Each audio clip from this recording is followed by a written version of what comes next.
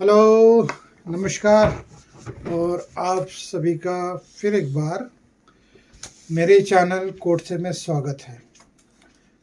पिछले 2 दिन से मैंने कोई वीडियो नहीं बनाया। कोई ख़ास ऐसी वजह नहीं थी, ना ही मैं बहुत ज़्यादा व्यस्त था। बस सिर्फ ट्रैवल कर रहा था, इस वजह से शायद नहीं बना पाया हूँ।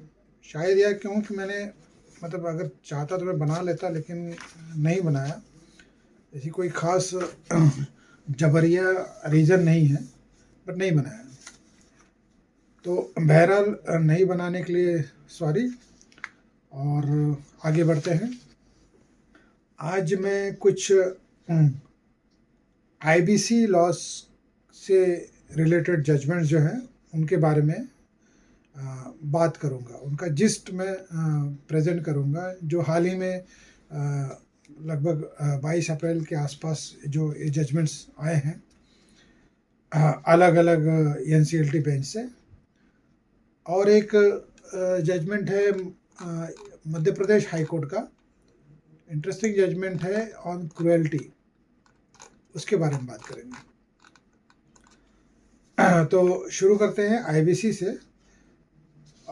ये पहला जजमेंट है Bhushan power and steels limited versus municipal corporation of Delhi high court का ये जजमेंट है, जिसका जिस्ट ये है कि जिसका सारांश ये है, मतलब जो जो इसका फाइंडिंग ये है, if the municipal corporation did not lodge its claim in respect of property tax due against the corporate debtor during the CIRP, any statutory dues prior to the date of which the resolution plan is approved cannot be demanded or recovered. ये finding है जो Delhi high court ने जो held किया है।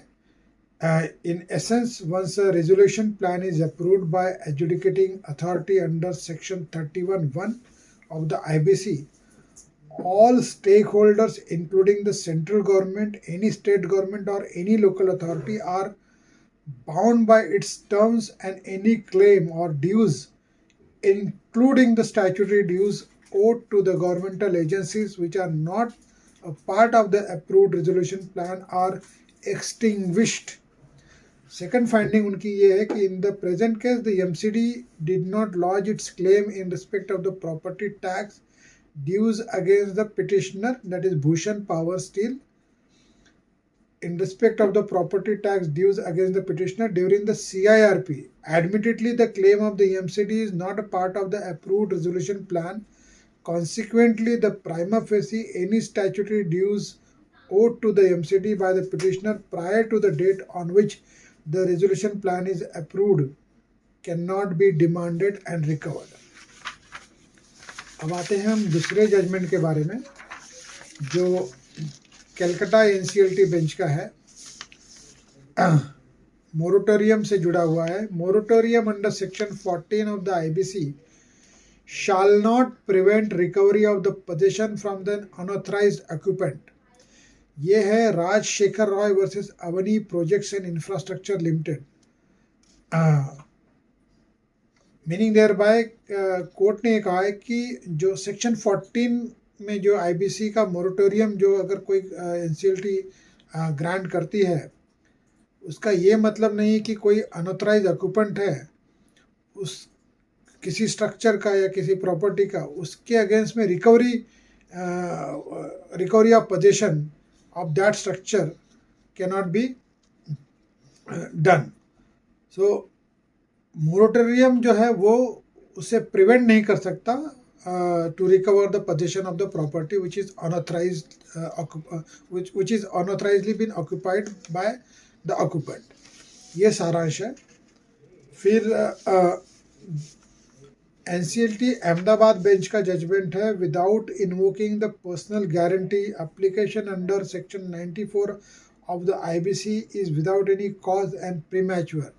ये finding है लक्ष्मी देवी अनुज कुमार बैद versus ICICI bank की। फिर उसके बाद में एनसीएलटी कोलकाता का भी और एक जजमेंट है, जिसकी फाइंडिंग इस तरह से है कि since a challenge to arbitral award itself is yet to be adjudicated upon the amount not having been crystallized both in nature and the magnitude, it does not fit the bill for filing the petition under section 9 of the IBC. अगर इसके बारे में explain करूं कि अगर arbitration award जो है जिसका चैलेंज अभी तक उसको क्रिस्टलाइज नहीं किया है या एडजुडिकेट नहीं किया है, तो उसके बेसिस पे सेक्शन 9 की आईबीसी की पिटीशन मेंटेनेबल नहीं होगी। ये इसका सारांश है। उसी हिसाब से एनसीएलटी दिल्ली का एक जजमेंट है। अच्छा, इससे पहले कि एनसीएलटी कोलकाता का जो आर्बिट्रेशन से रिलेटेड जजमेंट है वो Purvanka limited versus Simplex infrastructure limited इनके बीच का वो जो इशू था उसके मुताबिक ये फाइंडिंग हुई है। फिर उसके बाद में एनसीएलटी न्यू दिल्ली का जजमेंट है Naresh Kumar Munjal resolution professional corporate debtor versus लक्ष्य फूड्स प्राइवेट लिमिटेड, जिनका फाइंडिंग ये है कि it would not serve any purpose to keep corporate debtor under CIRP proceeding and thereafter under liquidation proceeding, adjudicating the authority by exercising its inherent power conferred under the IBC, read with NCLT Rule 11, may allow early or direct dissolution of the corporate debtor. The NCLT New Delhi bench referring a judgment in Mandar Wagh versus Snew Steel Private Limited, Bangalore NCLT, held that the ultimate objective of the code is to either to resolve the insolvency by way of the resolution plan or to dissolve the corporate debtor as expeditiously as possible as to maximize the value of the asset. If the facts and circumstances of the case justify that it would not serve any purpose to keep the corporate debtor under regular CIRP proceeding and thereafter under liquidation proceeding under the provisions of the code, the adjudicating authority, by exercising its inherent power under the code, read with Rule 11 of the NCLT, may pass appropriate orders in the interest of the speedy justice. और फिर आते हैं हम और एक NCLT Delhi bench के judgment का, जो कि Earth Town infrastructure private limited versus registrar of the companies के बीच का है। Despite the name being struck off from the register of the companies of the corporate debtor, the corporate debtor is liable to meet its liabilities and the creditors of the home buyers. तो ये issue ये था कि in this case the corporate debtor defaulted to allot flats to the appellants. They instituted IBC proceedings for ordering commencement of the CIRP in respect of the corporate debtor, but there could be semblance in the proceeding that the application filed under section 7 subsection 2 of the IBC 2016 may not lie against the company which stands stuck off from the register of the companies. NCLT Delhi bench held that since the director of the concerned company are in jail or judicial custody, there is no appearance on their behalf. In any case, the company is an independent juristic person and in the terms of the provision of section 250 of the Companies Act 2013, despite its name being struck off from the register of the company, a company is liable to meet its liabilities, and in the present case, the home buyers who paid subscription for the allotment of the dwelling units to the company are unable to pursue application filed under Section 7 of the IBC 2016 on account of the company being struck off from the register of the company. In fact and circumstances, it would be just and proper to restore the Earth Town Infrastructure Limited to the register of the companies.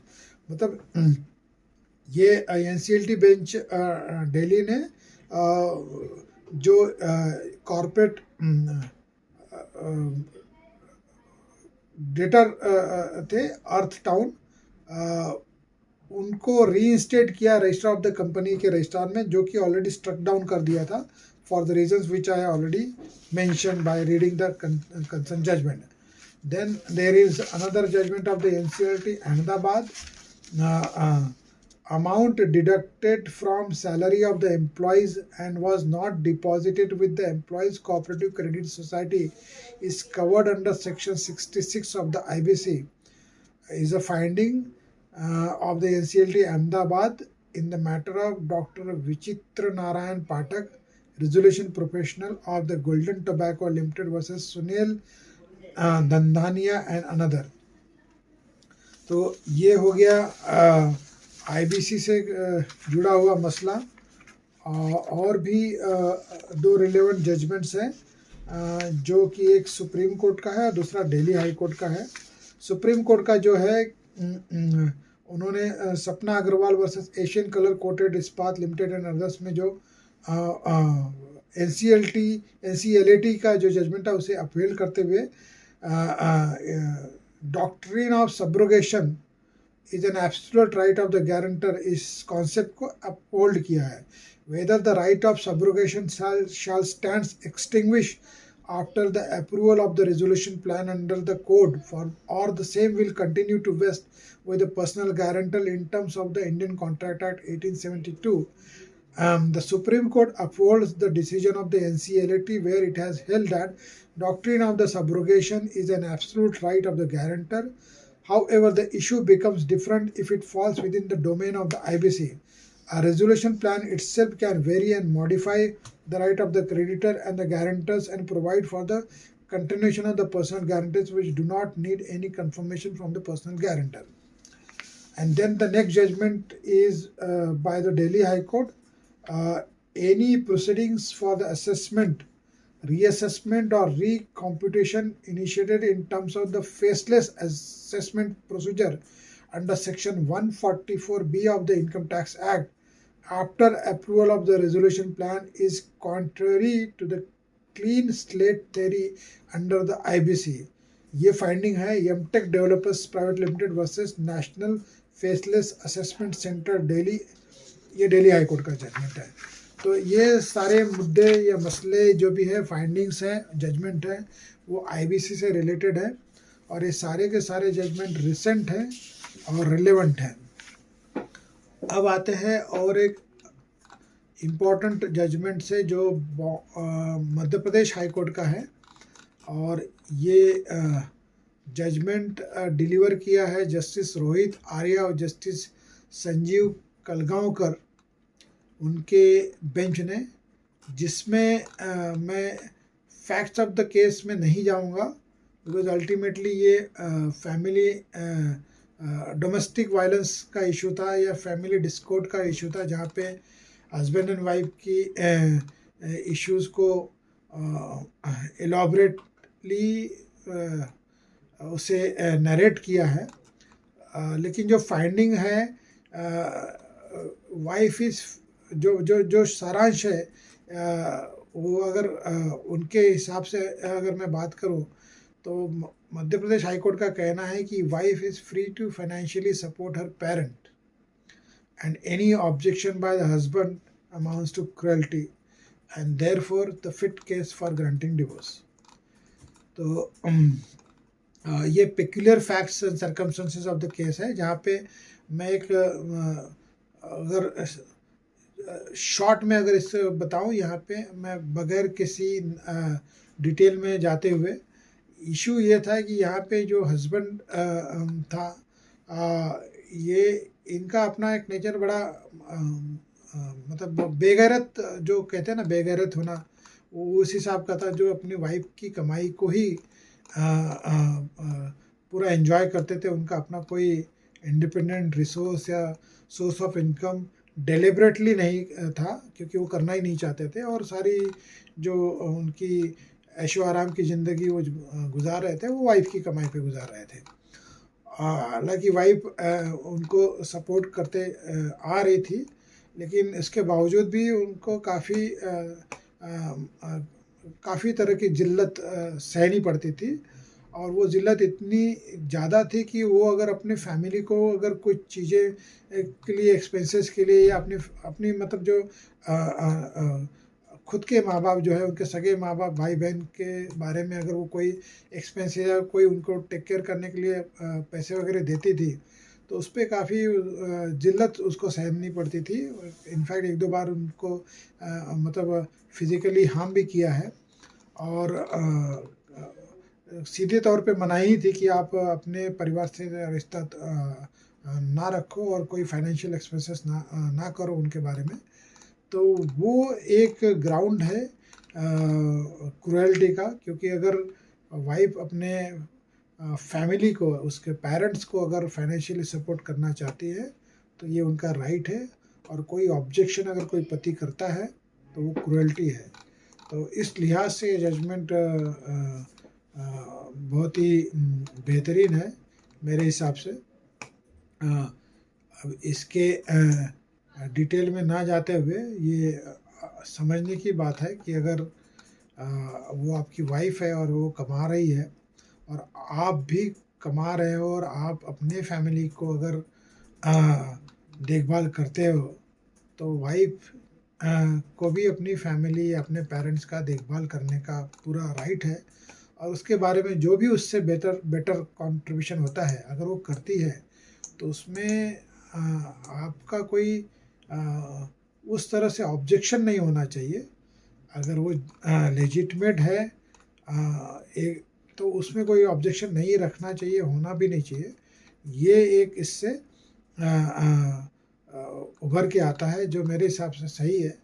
क्योंकि end of the day parents तो अगर husband के parent है तो wife के भी parents हैं, husband का ब्रदर सिस्टर है तो वाइफ के भी पेरेंट्स ब्रदर सिस्टर है।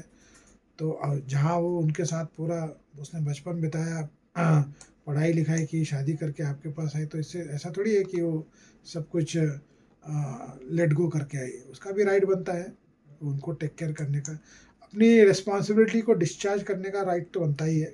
तो इस लिहाज से इम्पोर्टेंट जजमेंट है। तो बहरहाल उम्मीद है कि आपको आज का वीडियो अच्छा लगा हो, और आशा करता हूँ कि आप मुझसे जुड़े रहेंगे। और आज के इसी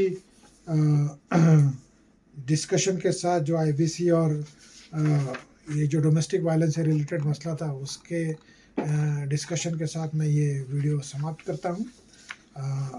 और आपसे फिर कल मिलूँगा किसी नए मुद्दे के साथ, किसी नए मसले के साथ जो कानून से जुड़ा है, जो कोर्ट से जुड़ा है, जो हमसे और आपसे जुड़ा है। और तब तक के लिए विदा, और वीडियो देखने के लिए धन्यवाद। Thank you very much. Have a nice day.